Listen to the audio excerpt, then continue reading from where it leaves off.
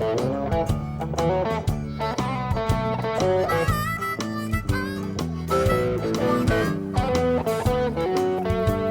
them!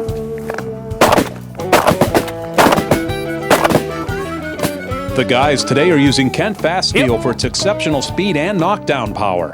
The loads are 3 and 3.5 inch, size number 1 or number 2, with a modified or improved cylinder choke, depending on the hunter's gun of choice. Kent Fast Steel has the speed and power to cut through the wind of the Dakota prairies to find its target every time. Good job. It's a little better, fellas. Drop. Good boy.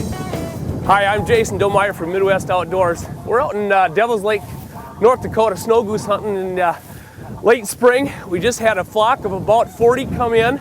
We ended up dropping 5. We're going to see if we can get a few more here the next few minutes. There are a lot of birds moving in the area. Take them! That's how you get it done.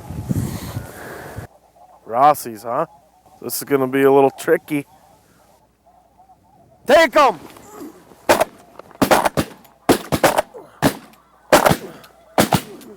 That one's going to go down too, I think. I guess some of the friendliest decoying birds are the Ross geese that flies with these snows and blues. If you can get them in the front of the flock and they start pulling the rest of the birds in, it's a great day.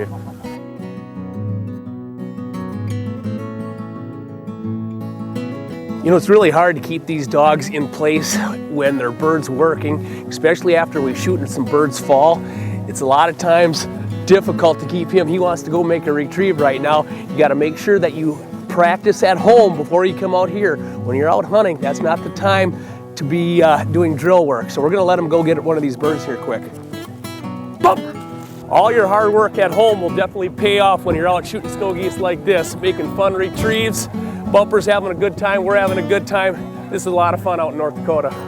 So tell me a little bit about the conservation season here in the spring in North Dakota. I guess the reason why they started the conservation season, there's way too many birds up in the tundra. They're ruining all the nesting ground. Everything's getting ruined up there. So you can hunt them, no plugs, no limit, season's long. You were saying this is the last area where they can get corn, so they do stage here a little bit longer. Yep. And the juvies that fall behind the old ones, they kind of like to hang around here the longest. They don't get up there and breed. I think they got to be 2 or 3 years old before they start breeding. So that's kind of the main reason why they hang around here the longest. Well, with this Devil's Lake area being one of the highest concentrations of waterfowl in North America, tell me a little bit about fall hunting. You do a lot of duck and goose hunting in the fall? Yeah, since we've had so much water over the last 10 years, we've got so many potholes. The nesting, everything, the breeding has been just phenomenal. Last year is probably the record hatch numbers we've ever had, and it's just unbelievable. I can't even explain it. You got to come up and see it. Back! Heel! Take them!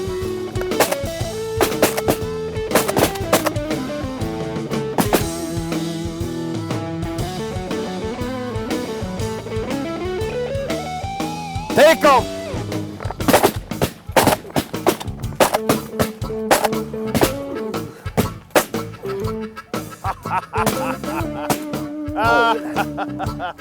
Well, we had a few young birds that were right in the front of that flock. It sucked them right in, and we just pounded about 6 of them. There was some good shooting going on there. I think we better get down and try it again. With that last group that came in, we had a couple longer shots. I'll tell you what, it's nice to have that Kent Fast Steel. We had a shot that was about 45, 50 yards. It just dropped him, boom, down it went. Nice, a nice solid shell.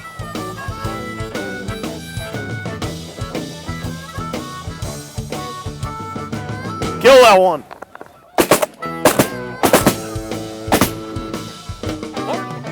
Got a wing on him at the end there. Dead bird. Back! What I'm doing is I'm sending Bumper on some blind retrieves. Now these are retrieves that he doesn't know that there are birds out there. So I'm using both voice commands and whistle commands and casting with my hand to get him in the direction of downed birds. To take a dog to this level takes a lot of time and hard work, but it sure pays off. Jason, I understand you own and operate Cannon River Kennels. What does a person want to look for finding a good gun dog? You know, Tori, what I tell people is, first of all, get good genetics.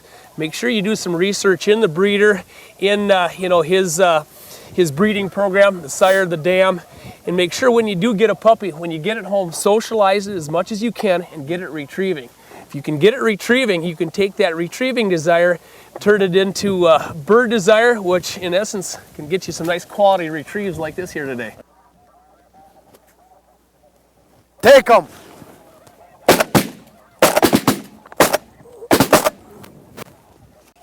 Jeez, that one was just fighting them off. It was fighting off the BBs. Well, folks, it's only 10 o'clock, and as you can see, we've had a great shootout here in Devil's Lake, North Dakota. If you want to plan your own trip, make sure you look up devilslakend.com, and they'll set you up with Tory or any other guide out here, and they'll get you on a nice quality snow goose hunt, as you can see. For Midwest Outdoors, I'm Jason Domeyer, and we'll be right back.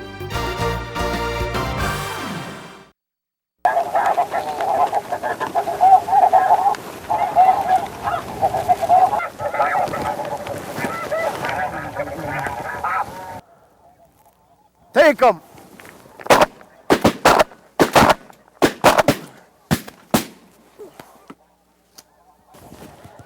Take them. Hi, welcome to Devil's Lake, North Dakota on Midwest Outdoors. We're hunting spring snow geese. We got a few on the ground and a few more to go. We're gonna shoot them until we run out of shells. Stick around. The guys today are using Kent Fast Steel for its exceptional speed and knockdown power. The loads are 3 and 3.5 inch, size number 1 or number 2, with a modified or improved cylinder choke, depending on the hunter's gun of choice. Kent Fast Steel has the speed and power to cut through the wind of the Dakota prairies to find its target every time. Take them. Get them. There you go. Take them, they're firing. Fetch them up, fetch them up.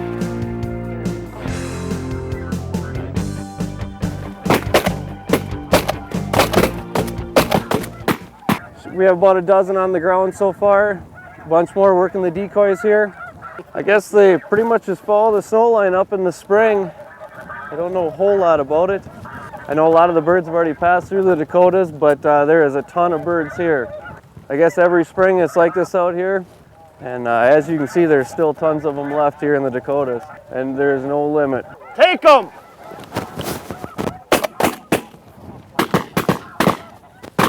I'm claiming that one too. Well, this is an older blue goose. They're kind of taking over the main population of the snow geese from breeding. I think most of them are bred in the James Bay colony, is most of the birds we're shooting at here. They breed up there, head down to Texas every year, and then they kind of make their way back up, kind of follow the snow line. This is kind of the last stop before they head up to their breeding grounds, kind of their last chunk of corn too, so that's kind of why they hang around here till they have to leave. The snows, the Roskies, and the blues, they all kind of travel together in this flyway, end up on the same breeding grounds, and I think the blue geese are kind of taking over the population of them now. So that's kind of why they have this conservation season in the spring. There's way too many of them, and we're just trying to do something about it.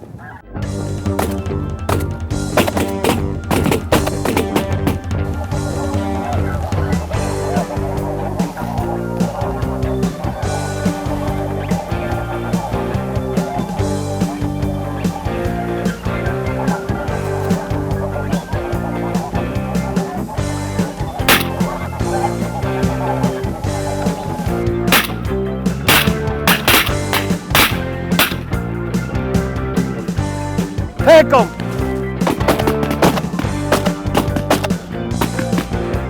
The three species we're targeting this morning is the blue goose, the snow goose, and the Ross goose. This is the blue goose.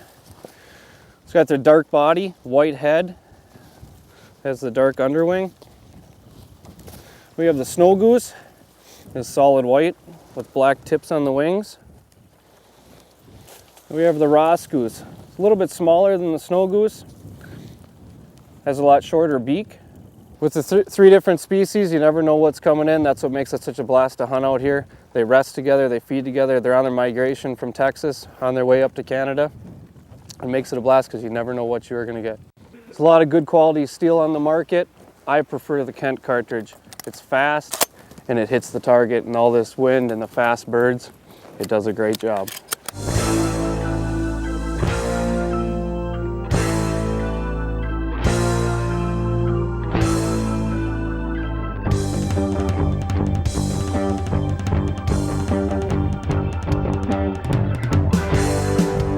Take them, they're firing! During the spring snow goose season, they allows you to use e-collars, electronic collars.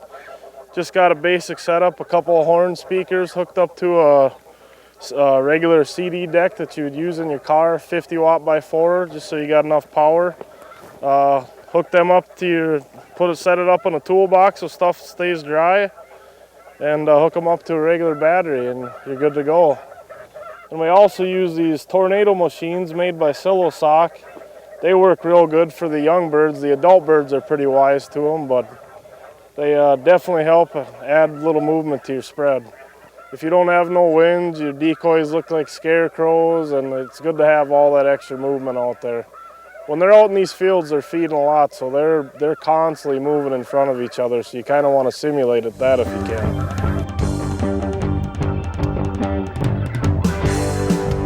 After a hard day of goose hunting in the morning, there ain't nothing like an afternoon of walleye fishing. For all the information you need, contact the Devil's Lake Chamber at devilslakemd.com. And thanks to Woodland Resort for all the lodging accommodations. I'm Tory, and this is Adam, and Midwest Outdoors will be right back.